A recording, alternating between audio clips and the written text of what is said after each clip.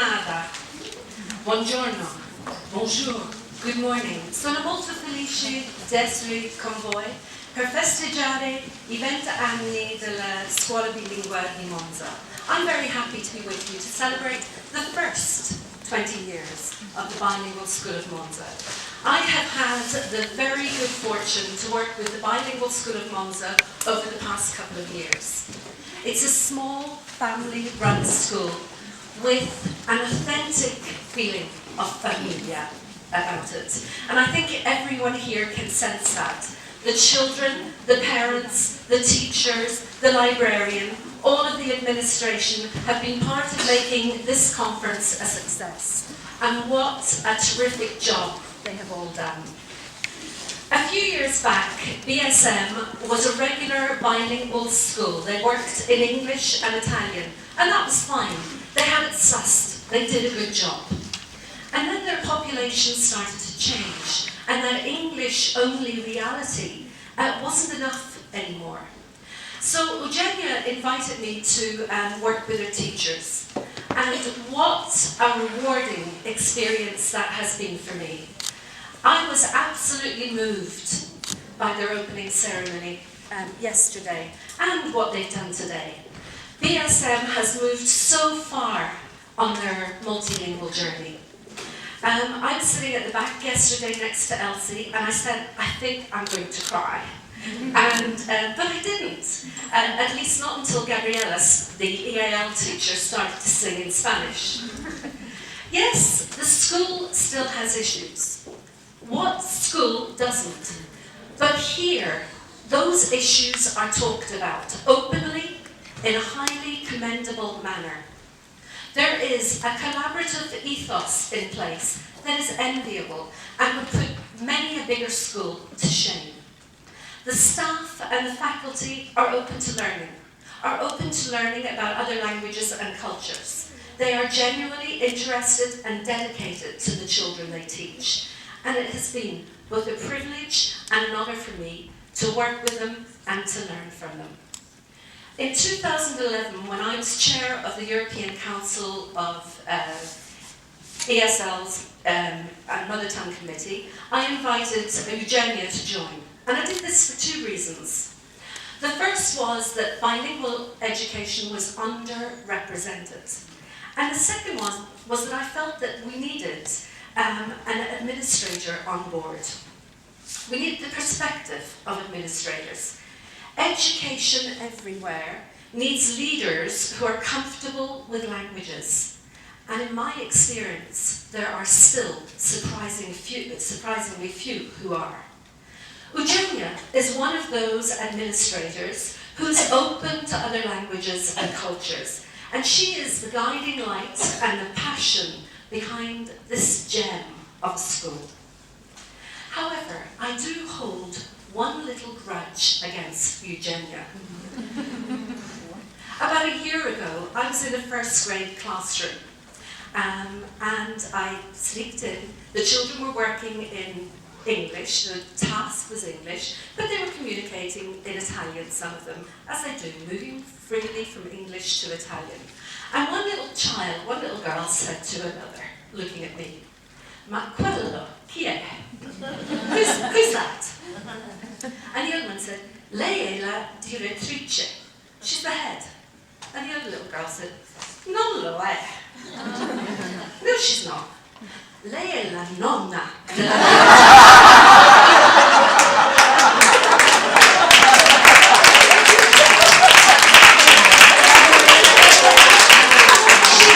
She's the grandmother of the head."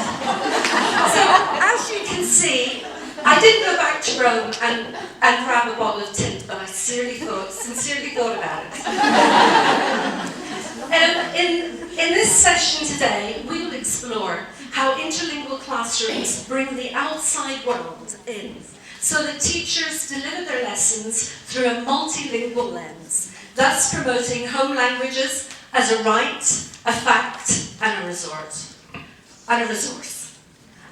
Rather than thinking of language as a problem, it's possible to consider language as a right. And you heard Viv and Fred talking about this the other days. Language as a right. The United Nations, UNESCO, the Council of Europe, and the EU have declared that minority language groups have the right to maintain their language. European Community Directive says that member states should promote the teaching of the mother tongue and culture.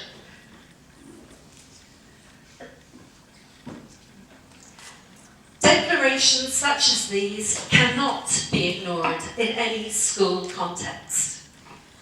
And Toby Skutnab Kangas sums up language as a right beautifully when she says,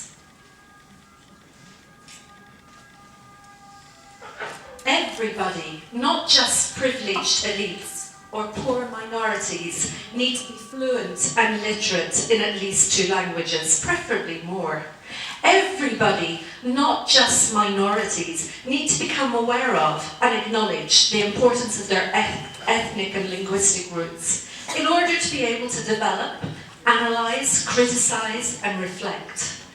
Language rights are prerequisites to many other human rights.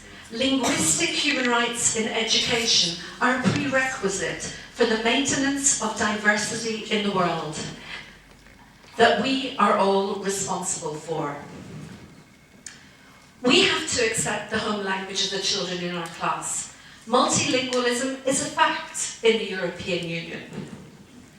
The British National Association for Language Development in Curriculum tells us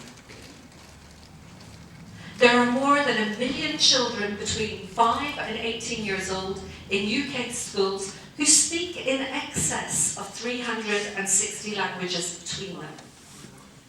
And here in Italy, La Repubblica tells us, Padova, record di stranieri iscritti unione materna, su 66 bambini solo uno è italiano.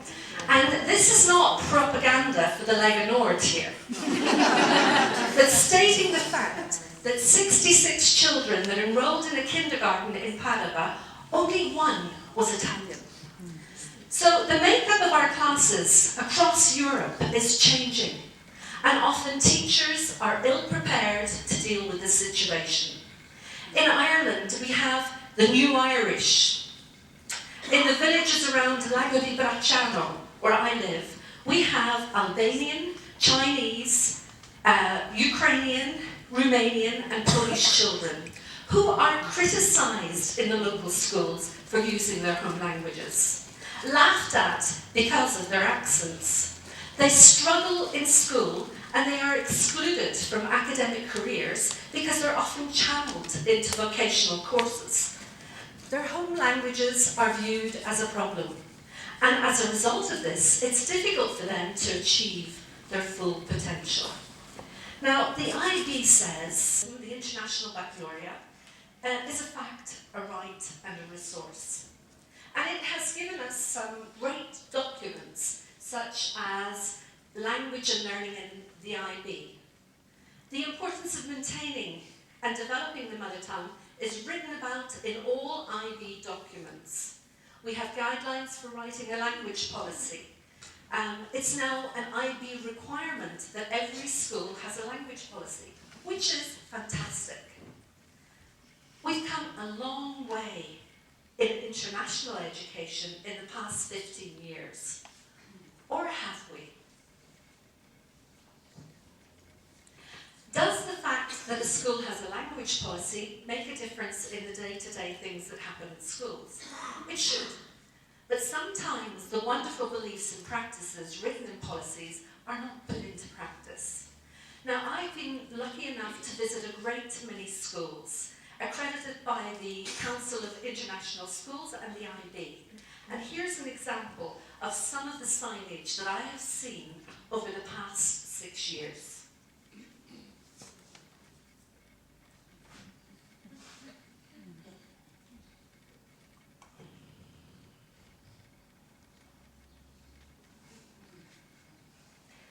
And just in case you didn't believe me, I brought some with me so that you could see them.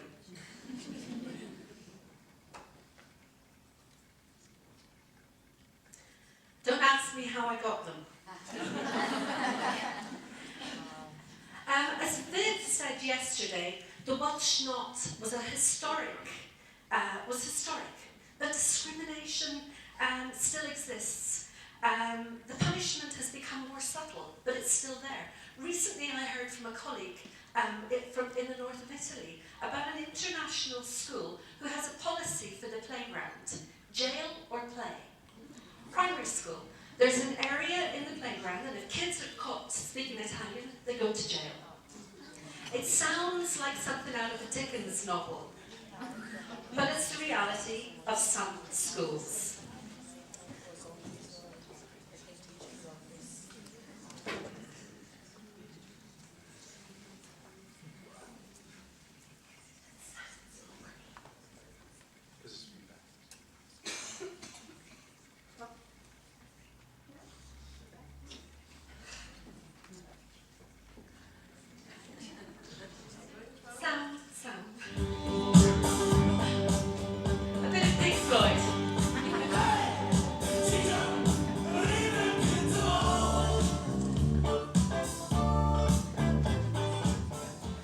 Although in fairness, it's often not teachers, but uninformed administrators who impose majority language only rules. And informed educators need to speak out when this happens. I've often wondered what happens at an accreditation visit. Do schools pull these posters down? Or worse, does the visiting team turn a blind eye? Fred, Roma and Jim Cummins and I were invited to the IB last year and I shared these signs with them. And I talked about that it was important that we had more rigour when teams came to visit schools and looked at language policies to see if what they say in their documents is actually happening. And the IB, I have to say, I'm a great advocate for the IB because they do accept outside criticism and I do think things will change. Now, many of you might think, this sort of thing doesn't apply to me because we don't think like that in our school. But you may have new children, new teachers, new administrators who have internalised this notion. And also, just think about your own school for a moment. You may not have the English only sign on display, but if the only language the children see around the school is English, then they will come to believe it is the only language of consequence. Now, before I carry on, I'd like you to think back to my greeting. How many of you heard your home language? I said good morning in Milanese stretto, Lombardo, French, Italian and English. So if you speak those languages, you probably felt just fine. But what about speakers of other languages? It's not really an inclusive practice to include some of the languages of the audience. And yet this is something that happens in schools. We use some languages, some flags, celebrate some traditions, and so on. So let's try that again. I'm going to say, greet you in my language, and you respond in your mother tongue. Good morning. Unfortunately, in the imperialistic world that we live in, speakers of many languages are used to being ignored, are used to being left out. And that is something that really has to change. Schools must respect all students' home languages and cultures, and that means moving beyond food, flags, and festivities. It means weaving other languages into the curriculum. Another thing that I've come across in my visits to schools is the idea that it's okay to anglicise children's names or Italianise them. I know of a Taiwanese boy who arrived in Italy with his name EJ, and it was promptly changed to Luigi by his teacher. Not long ago, I was in a school and I heard that in one section, the teachers gave children English names because it was easier. In another department, where they felt this was wrong, they tried to get the children to use the real names, but it was too late. They had become accustomed to being called Peter and Mary. Does anyone recognise the name Onishasha?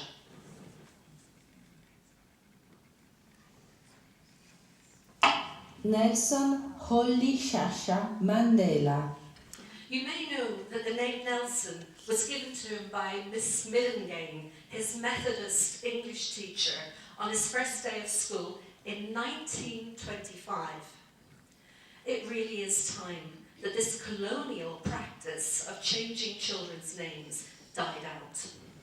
Oli Shasha used his own name in his acceptance speech as South Africa's first black president. And he says,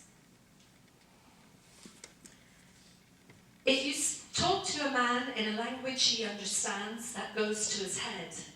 If you talk to him in his language, that goes to his heart.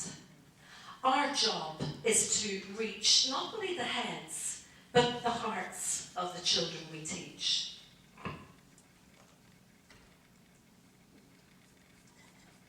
Carrying on with names. There are many different names for the students we teach. I say ESL or ISL. You say EAL, he says ELL, he says NESB.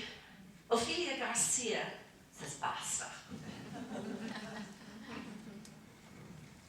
Garcia suggests that by referring to the child by any of these names, we're referring to them as students with a lack of English, or the majority language, and thus we're not recognising their home languages or their true potential. She says if we think of them as emergent bilinguals, we will have higher expectations of them and also realise that we have to build on their strengths, their home languages and cultures, rather than ignoring them. And I think her argument makes sense because it recognises the whole child rather than the child who needs fixing. And this solved the problem orientation is still dominant in education. Maybe it's time for a name change. And recently I've heard the term emergent plurilingual. I like the sound of that even better. Do all groups inside your school feel adequately respected, connected, and affirmed? Poplin and Weirs did a study based on 24,000 pages of interviews, essays, drawings, journal entries and notes from 4 multicultural schools in urban California. And one student summed up his despair. This place hurts my spirit. Now you might think that could never happen in an international school. Well, close your eyes for a moment and imagine you are a 12-year-old Estonian child in an English-only history classroom. You hear the teacher speaking words you don't understand. You look at the page in front of you and it's covered in words you don't understand. You don't know how to ask for help. And everything carries on as if you weren't there. You might well say, this place hurts my spirit.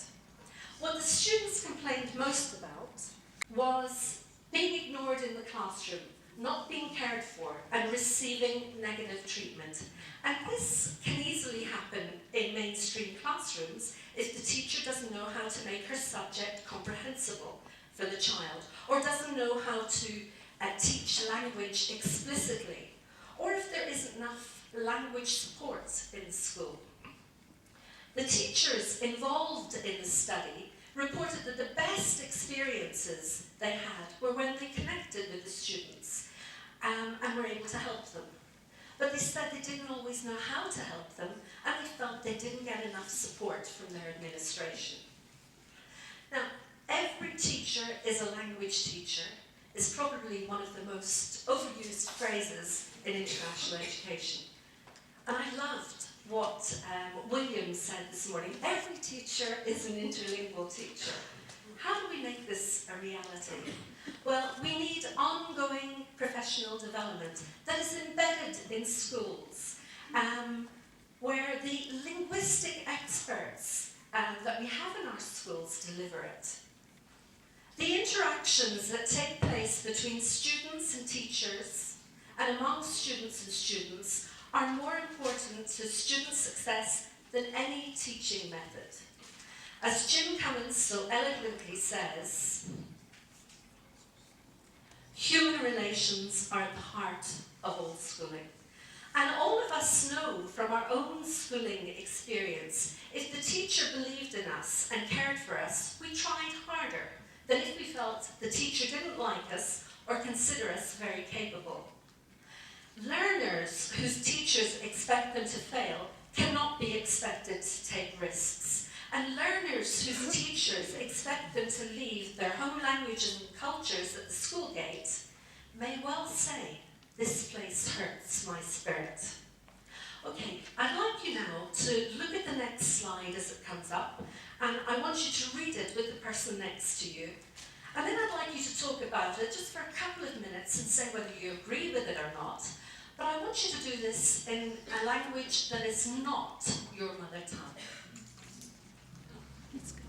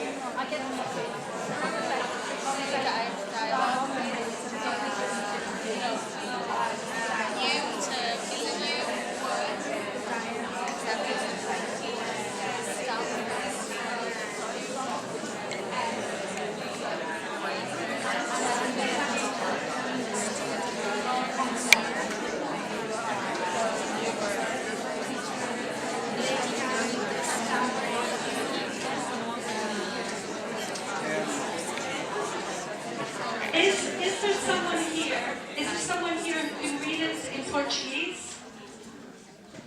Anyone who can speak Portuguese? Yeah, would you read it for us? Don't worry. Através do diálogo, o professor dos alunos, os alunos dos professores deixam de existir. É um termo novo, professor-aluno, com os alunos professores. É na direita, verbos de série.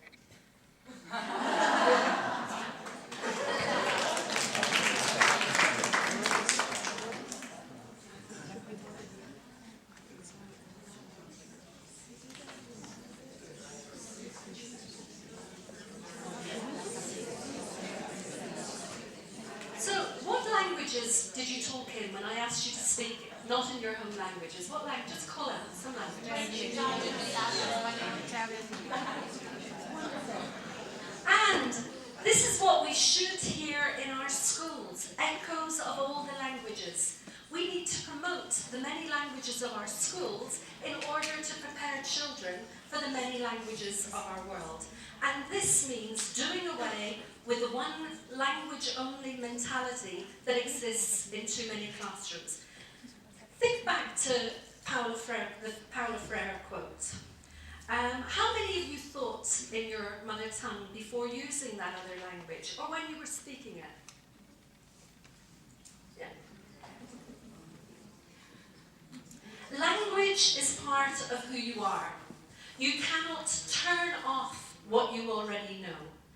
And the second language children in our classes will accrue many benefits when we accept they cannot turn off their home languages. So we as teachers and administrators need to be able to create an instructional climate where the linguistic and cultural experiences of the child are actively accepted and validated. We need to open our eyes to see the rich resources the children we teach bring to school.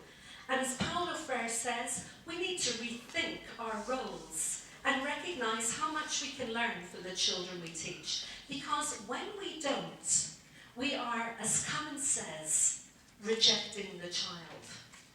They're in classrooms. They involve teachers in their research. And therefore, they respond to issues articulated by us as educators. We need to use cultural and language diversity as a stimulus for learning. Now, bai is a prefix meaning to. We all know this. But in some schools, they're quick to point out that they are not a bilingual school, but an international one. As if international meant monolingual. Multi means many, and we know this. But in some schools, it can mean too many languages to deal with. So I have argued that we need a new concept for education. One that will necessitate, to borrow Roma's term, linguistically appropriate practice. Interlingual classrooms. And the inter doesn't stand for Inter Milan, although my family are great supporters of them. It stands for international mindedness, the idea of the local and the global, of working together to create a better world. But it also stands for all the languages of the classroom. In the interlingual classroom, children not only learn their own mother tongue, but they learn about all the other classrooms as well, or classroom languages as well. So how is it different? Well, in traditional classrooms, literacy refers only to the target language literacy. The cultural knowledge and linguistic abilities that children bring to school are considered of little or no relevance. Parents are sometimes thought of as not being able to contribute anything to their children's literacy because they don't have the skills in the target language. The curriculum is relevant only to the target language speakers, and there's a respect for sameness. In interlingual classrooms, there are places where children are allowed to use their home languages as cognitive tools. The teaching and the learning affirms the child's identity. Parents are valuable resources, and all children see the relevance of the curriculum to themselves. Now, according to UNESCO, Education for Global Citizenship aims to enable learners to play an active role in both the local and global challenges. And each year, you know, they celebrate International Mother Language Day. In 2012, it was Mother Tongue and an Inclusive Education. Each member state was invited to highlight the mother tongue from the angle of the right to education. In 2012, it was Mother Tongue and Inclusive Education. Each member state was invited to, 2013. The theme was advocating for the right to use the mother tongue in the context of school. And reading was highlighted as being important. Now, we know that there is a strong correlation between reading and academic success. And research tells us that students who develop literacy skills in their home languages tend to perform better on measures of literacy skills in the majority language. And as Fred pointed out in his session yesterday, reading skills transfer.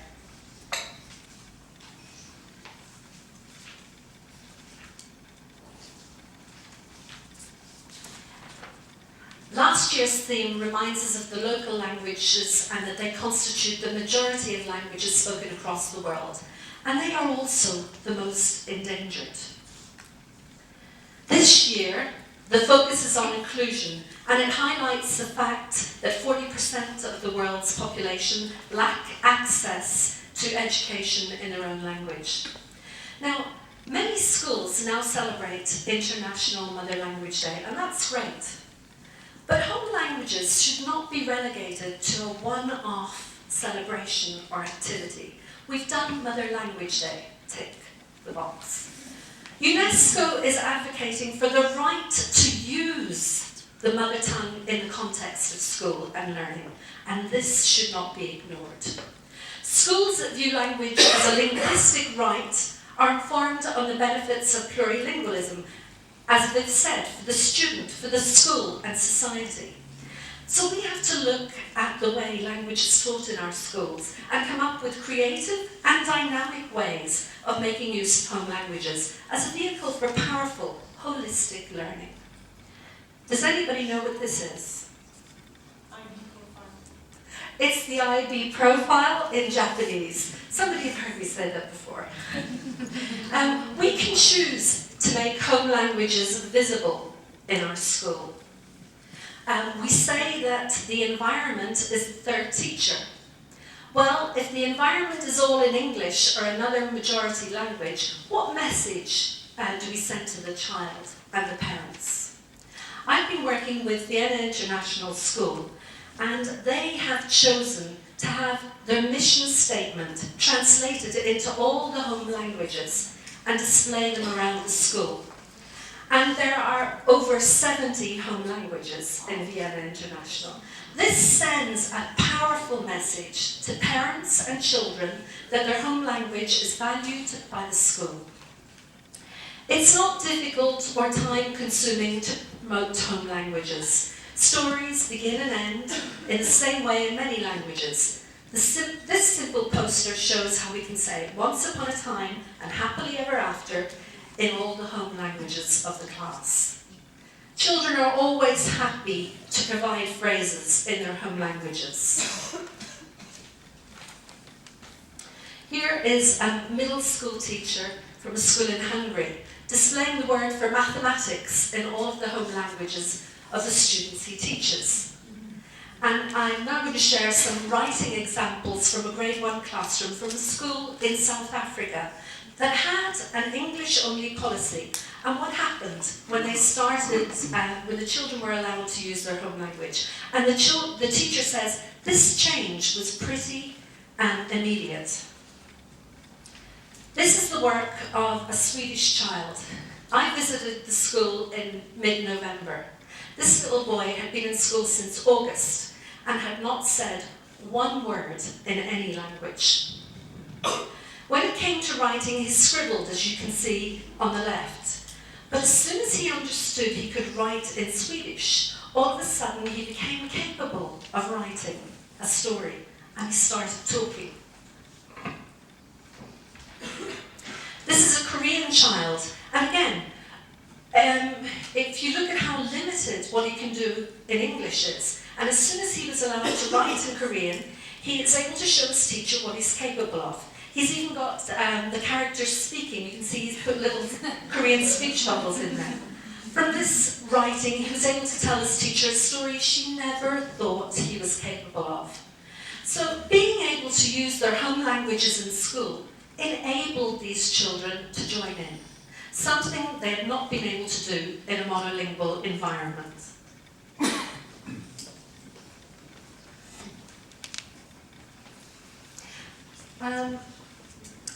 I taught the young man in this photo from 2nd grade to 6th grade, many years ago. When he arrived, I met with his parents and told them about the importance of keeping up his tie. They were not convinced, believing the more English Adipong spoke, the quicker and better he would learn English, and that studying Thai would take away from that. I eventually convinced them. Because I worked with Adipong and followed him over quite a length of time, I could see growth in all areas, but I had a very hard time convincing teachers that he was making progress. In grade 3, he encountered a hard-headed nun who had no time for him doing anything in Thai, and thought that after a year in the school, there was something more than language wrong with him. He needed remedial classes. And this was the ongoing story through his time at the school. Adipong left in 6th grade and went to a new international school. And there too, it was felt that he needed remedial classes. And his parents were told to speak English with him, but they disagreed with that. Adipong did the IB, and he decided to write his extended essay in Thai, and he got full marks. He got a high grade in the IB and got a scholarship to study in the States. He did a PhD in immunology, and I get emotional, at the Mayo Clinic. He wants to be a physician, a scientist, and is now studying medicine in Tennessee. Last summer, he brought his parents back to Italy, and they called into the school to see me. I wasn't there, but they did meet my daughter Tess, that's her in the picture, and she gave them my email address, and they wrote to me. And Adipong and I have been in touch since. In his letter, he thanked me for convincing his parents to keep up his reading and writing in Thai. He said he had met other Thai students who studied at international schools, and their level of Thai was much lower than his because they didn't get that encouragement. I asked him if I could share his story, and he was very happy for me to do that. This story is not about me being a good teacher. It is about an approach that works. This is an email I received recently from a school in South Africa that have started implementing interlingual teaching and learning. Melinda and I met a family last night from our school who originally come from Swaziland. Their son, grade 4, has always refused to learn Swazi from them, actually covering his ears whenever they attempted to speak to him in their language. This week he came home and actually asked his parents if they would teach him Swazi. This is from a school in Germany. A Japanese mum created a fabulous PowerPoint about the Japanese language for her son's class, giving them a tremendous insight into how Japanese works and explaining similarities between English and Japanese. We need to continually build home languages into the daily goings-on in our classrooms. And I'd now like to share a multilingual tale with you. This was a collaboration between a grade 4 teacher, me as the ESL teacher, and the art teacher, who's my daughter. We worked with the kids to produce a collaborative story in 9 languages. The story was written for blind children, so we produced a CD so that they could listen to our tale, and this is it. The Power of Friendship, a multilingual tale written and recorded by 4D, Marymount International School, Rome. C'erano una volta 3 fratini che non sapevano volare né andare a giocare nella piccola valle oltre il bosco. Once upon a time, 3 fairies that could not fly went to play in the glen beyond the woods. Les 3 petites fées en avaient assez de quoi de jouer sur les vols. The 3 little fairies had had enough. Enough of what? Games that were all about flying.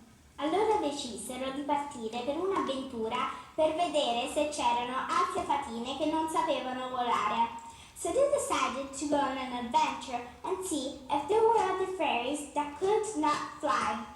3 malinski fei не знали, что долина за лесом принадлежит злому дракону Зигмунду. The 3 little fairies did not know that the land beyond the forest belonged to the fairy dragon Zigmund. Zigmund odiava as coisas boas. Zigmund no era anything good. Las 3 pequeñas hadas madrinas tuvieron muchos divertimentos en la colina, jugando a las escondidas y no se dieron cuenta del atardecer. The 3 little fairies had so much fun in the glen playing hide and seek that they didn't see the sun go down. 요정들은 약간 축구 무섭기 시작했습니다. 갑자기 그저 하늘들이 말하기 누구가 내 몸에 입김을 불어넣는 것 같아. The fairies started to feel a bit chilly and afraid. All of a sudden, one of the fairies said, I feel like someone's breathing on me. Fairy Cizaru, who left Yabelu. I'm not Ayu, Zigmund Betamchohe. The fairies turned around and found themselves face to face with 2 glowing red eyes.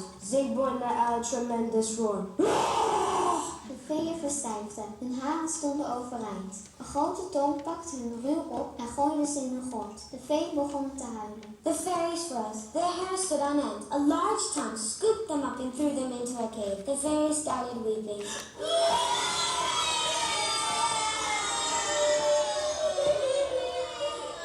Nel frattempo, giù nella piccola valle, le fatine che volavano si chiedevano dove fossero le fatine che non sapevano volare. Meanwhile, back in Fairyland, the flying fairies were wondering about the fairies that couldn't fly. اشتاقوا للضحك واللعب في مدينة العلا. They missed their happy smiles and the joy they brought to Fairyland. Anderszins, men hört ein Orgel. Es wird die Tränen der Sau beginnen das Vielen auf der Erde. Unexpectedly, there was a loud crash. It was the fairies' tears hitting the ground. Le fate sapevano che i loro amici erano in pericolo e si sentivano tristi e colpevoli per tutte le volte che non li avevano inclusi nei loro giochi. The fairies knew that their friends were in danger. and they felt sad and guilty about all the times they did not include them in their games. Il potere della magia, dell'amicizia, dell'amore, della fiducia e dell'accettazione spinse le fate nell'aria e le portò alla caverna di Zigboy. The power of magic, friendship, love, trust and acceptance pulled the fairies into the air and brought them to Zigboy's cave. Zigboing era stato solo e triste per tanti anni. Zigboing had been lonely and sad for many years. Fortunatamente la magia rese Zigboing buono e gentile. Luckily the magic made Zigboing kind and gentle. Και από εκείνη την ημέρα ο Zigboing και οι νεράιδες ζούσαν και έπαιζαν μαζί ευτυχισμένοι για πάντα. And from that day on, Zigboing and all the fairies lived and played together happily ever after. So I wrote about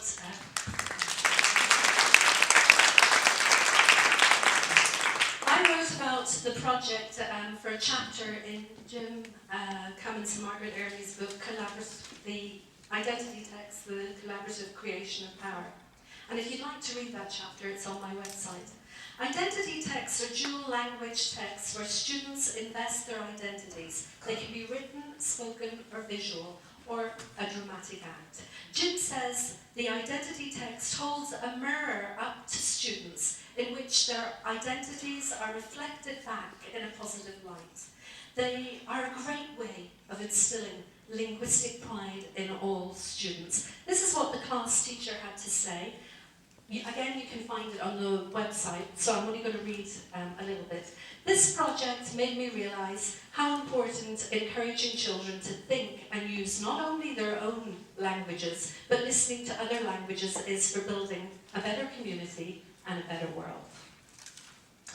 In interlingual classrooms, children have time to reflect on their learning, and they're encouraged to think about what they've learnt in their home languages. They also have time for extended reading, and they can read in their home languages if they choose to do so. In interlingual classes, we make use of our home languages to help us learn. And I say us and we, because as a teacher, I'm continuously learning from the students I teach. As Paulo Freire says, a new dialogue exists. The teacher as a student, learning from student teachers. Now, we know that prior knowledge is encoded in students' home languages. And Anna Ulshamo sums this up very well. Nowhere is the role of prior knowledge more important than in second language educational contexts. Students who can access their prior knowledge through the language and culture most familiar to them can call in a rich array of schemata, whereas students who can only use the knowledge they have explicitly learned in the second language are limited in their access. Activating prior knowledge and background knowledge increases students' cognitive engagement and enables them to function at a linguistically higher level. In other words, children need to be able to relate what they're learning in school to their prior knowledge, and when they're not able to do this, they simply do not learn as well. For children who are emergent bilinguals, being able to use their home languages helps them to be motivated and engaged, and they learn better. We need to build plural language practices into our schools. Unenlightened schools still recognize bilinguals as two monolinguals. They consider language separation as good. They should instead build on children's existing language skills.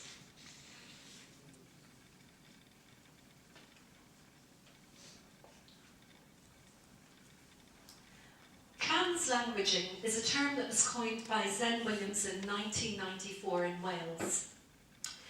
He founded a very useful strategy for working with bilingual students. And Ophelia Garcia also uses this term. She suggests that we think of using languages rather than having them. Languaging and translanguaging capture the idea that learners develop and integrate languages into a very complex and plurilingual repertoire. Garcia has done several studies in bilingual Spanish schools in America, and she reports that even in schools where there is a rigid separation of languages, children naturally move from one language to another. And we see this all the time in bilingual homes, and we see it in our classes as well. No matter how rigid the language control, children naturally trans-language. So it's something to be built on rather than discouraged. I believe that interlingual classrooms recognise the different discursive practices of students with different language experiences and build on them. We see translanguaging as an important and legitimate practice to allow children to use translanguaging to construct understandings, both conceptual and linguistic, with each other, and to include everyone, and to mediate understanding. So how do we make it happen? Well, in my work with schools, I often talk with administrators and teachers about their school's language policy. And one of the things that I say is that the policy should say who you are as a school. As Corson says, the goal of a language policy is to identify language problems a school has, and then the school has to find a solution to those problems. A language policy is an action statement, and each school is in a unique setting for policy. But saying who you are as a school is not a matter of simply writing down 300 beautiful words. It has to start with some serious reflection of who you are as a school. And that means taking a long, hard look at the culture of your school. So important for getting this into place. It's a living, working document, a cycle of continuous improvement. It's not produced in a hurry and then left on the shelf until the next accreditation. So how do we institutionalize inclusivity? We read about culturally diverse children and learning. We ask questions. We self-evaluate. We write a collaborative, coherent language policy where we outline our beliefs about language and learning, and we put it into practice. Languages lie at the heart of all social, economic, and cultural life, and you heard Viv talk about that yesterday. This is something that I'm really excited about. For the past 6 months, I've been working on these books for 5-year-olds. And these little characters that I've invented are called the glitterlings. And here's the thing about the glitterlings. They come from 2 planets, 2 stars left of the moon. And they're polyglots. So they come down to early childhood. And the essential concept that we're teaching kids is that everyone can become a polyglot. And I am so excited about this because I think if we start doing this in early childhood, in grade 4 and 5, children will no longer be ashamed of using their home languages. And there's a little book that goes home where parents are writing, because kids aren't writing at this point, but they write in their home languages in their reading in school. And I'm going to give the final word to Jim Cummins. Interlingual classrooms recognise a basic educational reality. It is impossible to truly educate children when you require them to leave their languages at the schoolhouse door and deny the legitimacy of their cultural knowledge. A fundamental principle of effective education is that if you want students to emerge from schooling after 12 years as intelligent, imaginative, and linguistically talented, then treat them as intelligent, imaginative, and linguistically talented from their first day they arrive in school. So what we have to do, and start doing as soon as possible, is weave other languages into the curriculum. Grazie mille.